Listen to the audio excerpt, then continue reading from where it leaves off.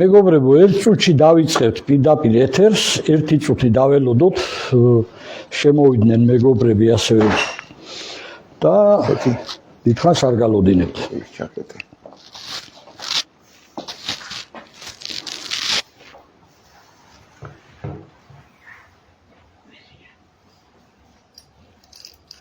ეს მანქანისა.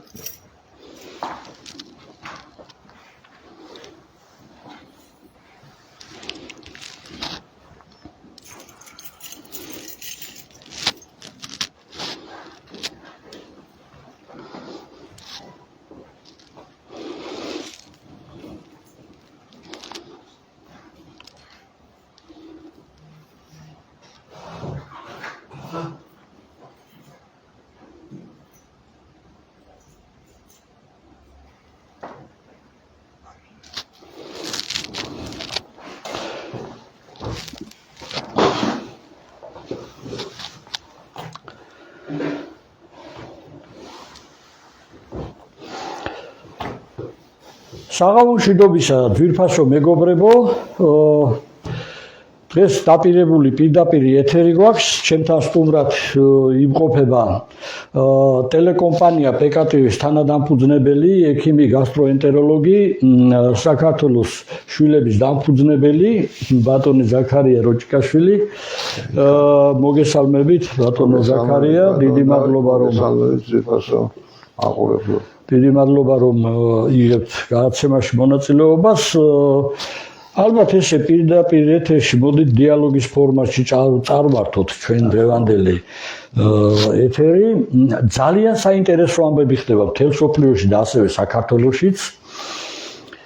მე მაინც პირველ რიგში მოდით დავიწყებდი საქართველოს თემს, საქართველოში რაც ხდება, ჩვენ პირველ რიგში აუცილებლად უნდა შევეხოთ იმ სამართლიანობის აღდგენას, რომელიც დაიწყო არსებულმა დე-ფაქტო ხელისუფლებამ, ქართულმა ოცნებამ, რაც ჩვენში იწვევს ძალიან დიდ აღშფოთებას, იმიტომ რომ აი ამას ავხსნით, ეხლა მოკლედ ავხსნით და შემდეგ ბატონ ზაქარიასთან გადავალ მე შეკითხვით.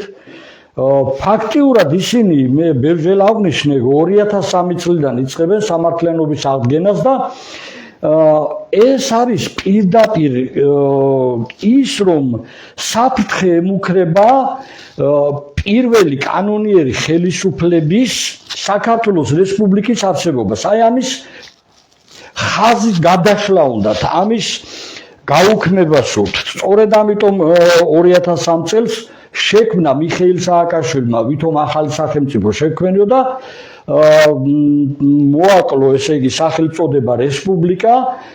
ეს მხოლოდ სახელწოდებაში კი არ არის საქმე, აქ არის საქმე იმაში რომ სამართალმემკვიდრე აღარ არის იმ საქართველოს რესპუბლიკისა, რომელმაც გამოაცხადა საქართველოს დამოუკიდებლობის აღდგენა 1991 აპრილს და ასევე რომელმაც ჩაატარა 31 მარტს საყოველთაო სახალხო რეფერენდუმი, სადაც აფხაზეთის მოსახლეობამ და სამხრეთ ოსეთის მოსახლეობამ, ეგრეთ წოდებული სამხრეთ ოსეთის მოსახლეობამ და მთელმა საქართველომ ხმა მისცა საქართველოს დამოუკიდებლობის აღდგენას.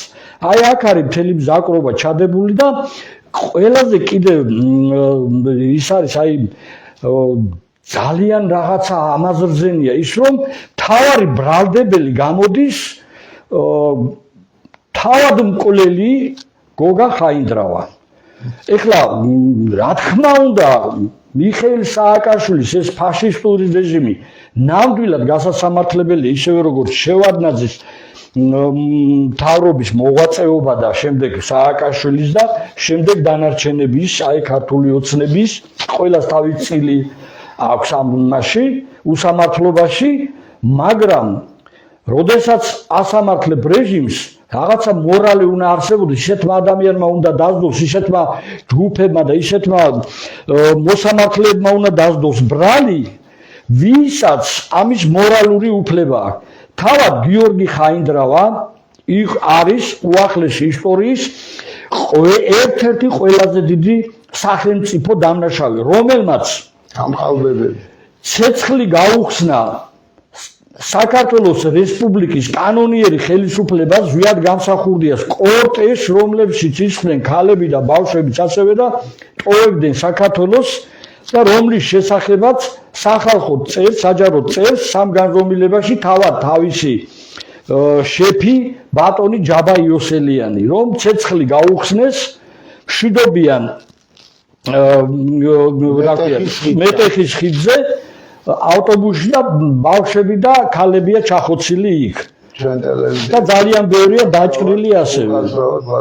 ჩვენ ტელევიზიაში გადაცემა მიეწვნა ერთ-ერთი გადაცემა არის ეგეთი ადამიანი გოგია იური გაგუა, ხო, მაგათი. კი, ძღოლი, იური გაგუა, რომელიც იყო ძღოლი, რომელსაც 24 წლია მოხდა მორგში იყო ეს ხაზი და გარდაცვლილი ეგონათ, ეს ხაზი ცოცხალია, კი.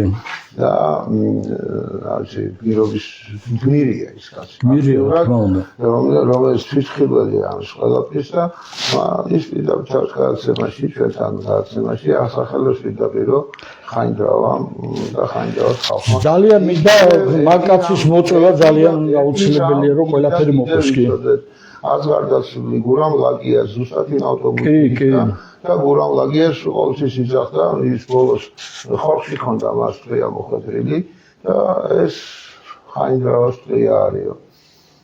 ასე რომ უშუალოდ თან ხაინდრავას წვიაზე იძახის. ასე რომ რა არის ისიც მოდი აი დავასრულოთ მოდი და თქვენთან მე საიდანაც ვიწყებ ჩვენს დაასრულეთ მაშინ და მე ხო და მეორე ბრალდება უმძიმესი ბრალდება მეორე ასეთი ბრალდებები იშვიათია თვით სააკაშვილის ხელისუფლების რეჟიმის დროსაც კი შეიძლება იშვიათი იყოს როდესაც მათ მინდიაშვილი, მერაბ მინდიაშვილი ჩამოიყვანეს სამაჩაო ზედმეტსახელად მას ბიროს უწოდნენ თავისი ისეთი ჯიქური ხასიათი ჰქონდა შეუპოვარი ბიჭი იყო